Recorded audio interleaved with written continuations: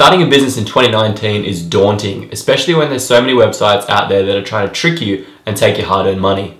That's why today we're going to start a business in under 5 minutes.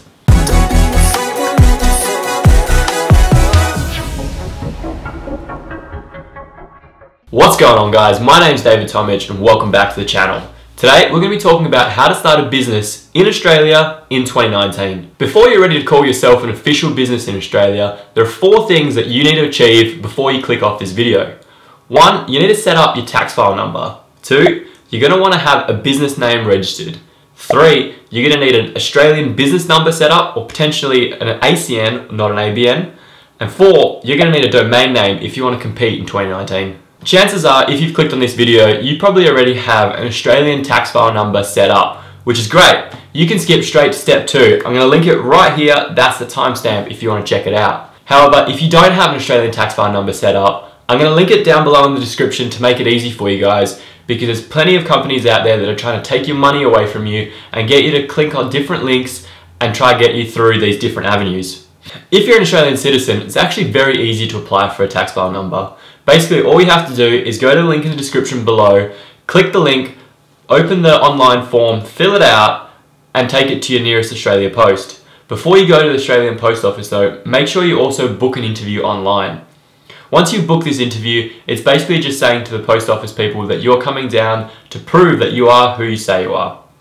You're also going to need to take 100 points of ID, which means a driver's license, a passport, birth certificate, anything along those lines that has your name, your date of birth, and your current living address. Once you've applied for a tax file number, it can actually take a little bit of time to arrive and get processed. It can take anywhere between 7 and 30 days, if not longer, depending on the backlog that the government has at the time. But once you've received your tax file number, you're ready to register an Australian business name and also apply for your Australian business number.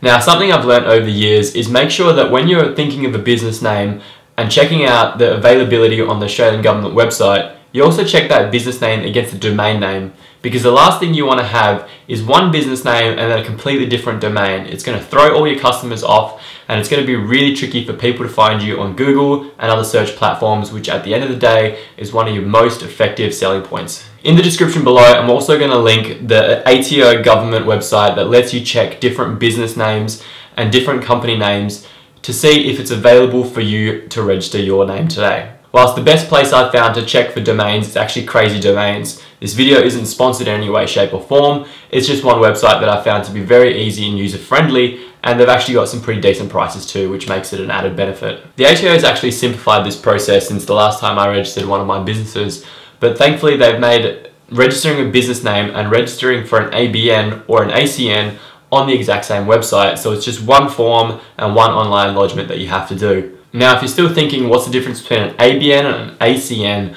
well, the difference is actually quite simple. If you're holding an ABN number, chances are you're a sole trader, somebody that doesn't have any employees and doesn't have a large company structure.